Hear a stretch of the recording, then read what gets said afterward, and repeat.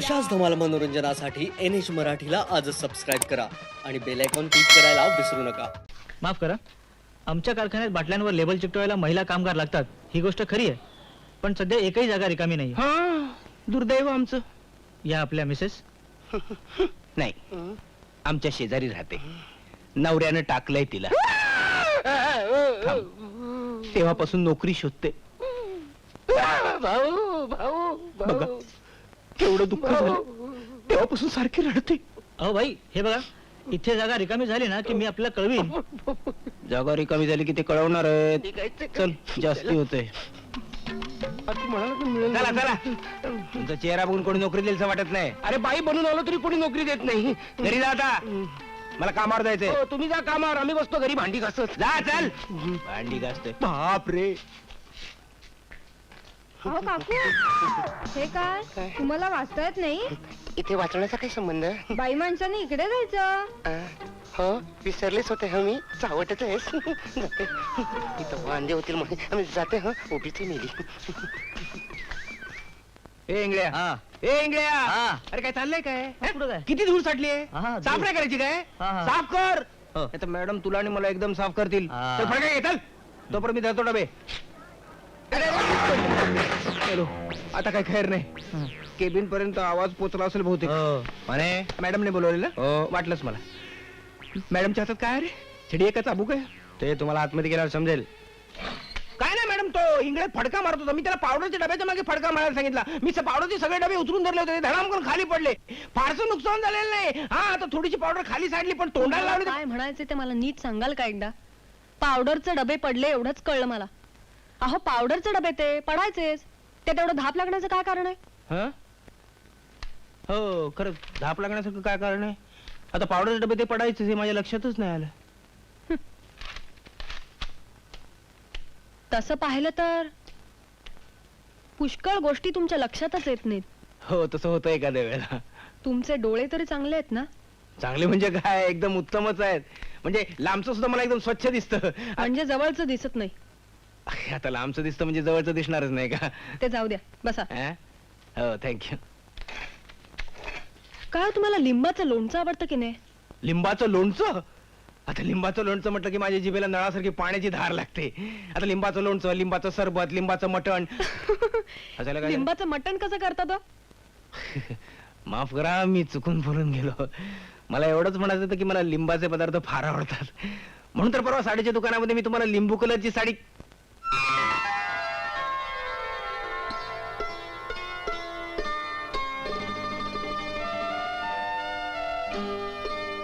Madam, तुम्ही काय सुरेख दिसता हो. खरंच तुम्ही आरशात बघा काय सुंदर दिसता हो तुम्ही. नशीब, तरी बरंच लवकर लक्षात आलं तुमच्या. आज तुमच्याकडे बघतच राहावं असं वाटतंय. थँक्यू. मॅडम, तुम्ही रागावणार नसाल तर एक सांगू? बोला. तुम्ही जर एखादी फिक्कट कलरची लिपस्टिक लावलीत ना तर तुमचं रूप खरोखर. मिस्टर माने, तुमच्या ओठापर्यंत पोहोचण्याचा मला काहीच अधिकार नाही. माफ करा, मी येतो. माझे कस्टमर बाहेर वाट बघत असतील. म्हातारी घरातच आहे.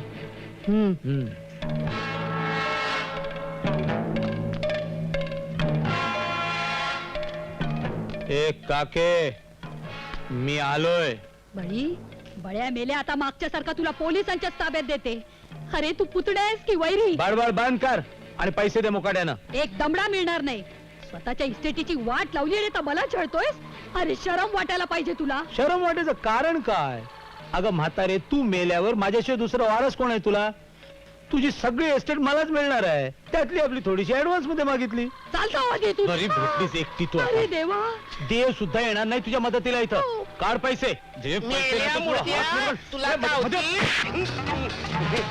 भवाने, दाखव त्यांना.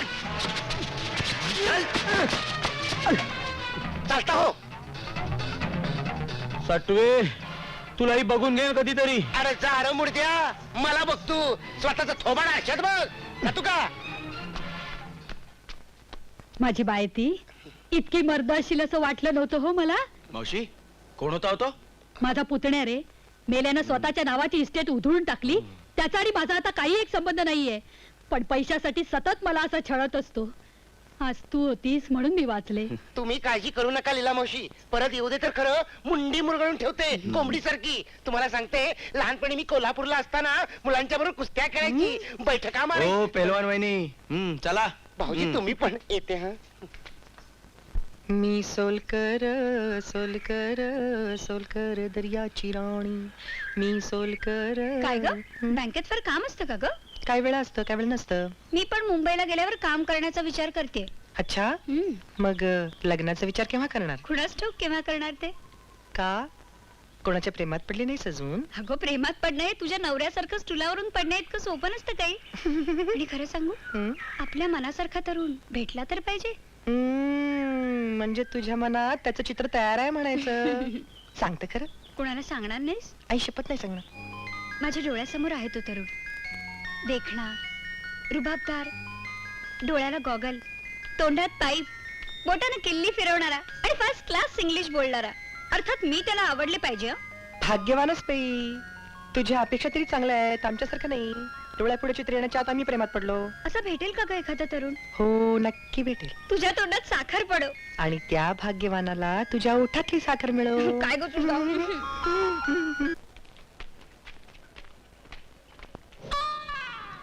सुषमा, सुषमा, तुला हे शोभत नाही शंतनू. हे बघ, मला एकदा बोलण्याची संधी तरी दे. माझं म्हणणं तरी ऐकून घे प्लीज. काय ऐकायचंय? तू मला का फसवलं त्याची कारण सांगणार आहेस? हे बघ, आपण जरा त्या झाडाखाली बसूया. मी तुला सगळं काही समजावून सांगतो प्लीज. तुला जे काय बोलायचं ते लांबून बोल, जवळ याची गरज नाहीये. हे बघ सुषमा, तुझा राग मला कळू शकतो, पण मला सुधाशी लग्न का करावं लागलं हे तरी जरा समजून घे. तुला माहित नसेल, पण सुधाला पोटाचा कॅन्सर आहे. ती 6 महिन्यापेक्षा जास्त दिवस काढू शकणार नाही या जगात.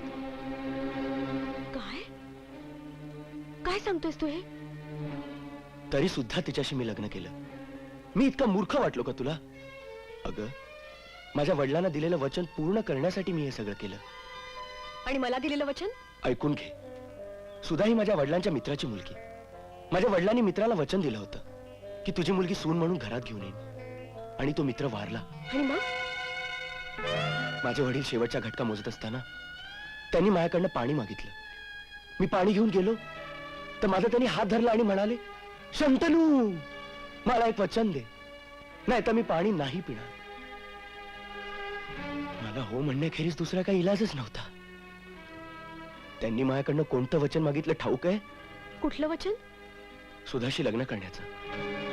त्यांना तिच्या अल्प आयुष्याची कल्पना होती, तरीही त्यांनी वचन मागितलं आणि मी दिलं. त्यानं समाधानाने डोळे मिटले. मला माहितीये, माझा संसार 4-5 महिन्यापेक्षा जास्त नाहीये, पण तिला मी अशा अवस्थेत कुठं सोडणार? आणि त्यात माझा अभ्यासाचं टेन्शन आणि तुझा गैरसमज. मी कसा जगतोय माझंच मला माहिती. शंतनू, तुझी परिस्थिती मला कळतेय, पण आपण आता काहीच करू शकत नाही. हो ग, पण तू तुझ्या डोळ्याचा तिरस्कार मात्र काढून टाक. मला तुला आणखीन खूप काही सांगायचंय ग, पण इतक्यात नाही सांगता येणार. थोडे दिवस थांब. शंतनू, अरे बाप रे, खूप उशीर झाला, मला जायला पाहिजे. मनीषा माझी वाट पाहत असेल.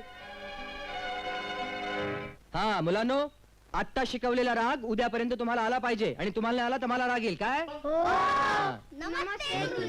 नमस्कार. नमस्कार. नमस्कार. आपण मी विनस कॅसेट रेकॉर्डिंग कंपनीकडून आलोय. माझ्याकडे हा. नाही, म्हणजे तुमचा काही घोटाळा वगैरे? नाही, घो पण नाही, नळ पण नाही. मिस्टर सुधीर आपणच ना? हो हो. अहो, आम्ही तुमचे 1-2 सुगम संगीताचे कार्यक्रम ऐकले, तेव्हा आम्ही ठरवलं हा. तुमच्या गाण्याची काढायची हा? कॅसेट. हो, खरं सांगताय? अहो अहो, फार आनंदाची गोष्ट आहे. म्हणजे मला मंजूर आहे. मग या कागदावर करा हा? सही. हा, हा. हे पेन हो. आणि हे 1000 रुपये ऍडव्हान्स. अशाच धमाल मनोरंजनासाठी NH मराठीला आजच सबस्क्राईब करा आणि बेल आयकॉन क्लिक करायला विसरू नका.